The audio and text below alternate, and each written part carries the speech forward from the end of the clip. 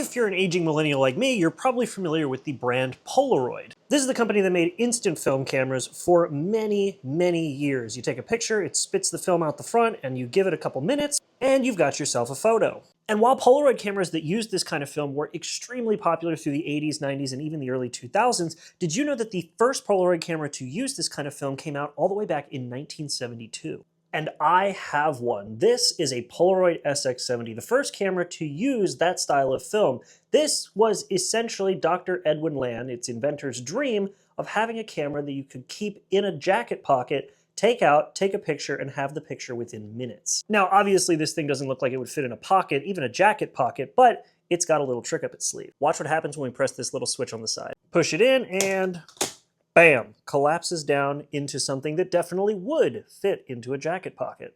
But because this is the first iteration of this camera, there are quite a few things photographers would prefer that are just missing. For example, there's no place to put a strap, so you can't hang it around your shoulder or around your neck, and there's no hole for a tripod mount. Also, this thing is a manual focus camera, which was pretty common for the time, but nowadays especially, having a Polaroid with manual focus is pretty wild. Oh yeah, and while every Polaroid after the SX70 model had a flash built in, the SX70 didn't have a built-in flash. You'd have to get this instead. These are flash bulbs. They're literally disposable bulbs that pop whenever you take a picture to illuminate the entire scene. And you can see when you use them, they literally just burn up in the plastic. Also, because they don't make these anymore, I am pretty much never going to use the rest of these, and they're going to live here with the original paperwork in the original carrying case. And so will the camera. I don't use that one, but I do use an SX70 when I shoot Polaroid, but I use what I would consider to be the best version of the SX70. This is the Time Zero SX70 autofocus, and you'll notice it's got a bit more on the top of the camera than what we just saw.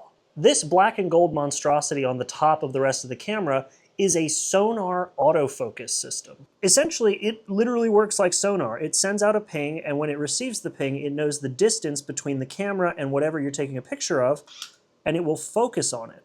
So instead of spinning the focus dial, it will actually do it on its own. Although if you do prefer manual focus, you can turn the actual autofocus off with this switch and use the same wheel as the other camera to do manual focus.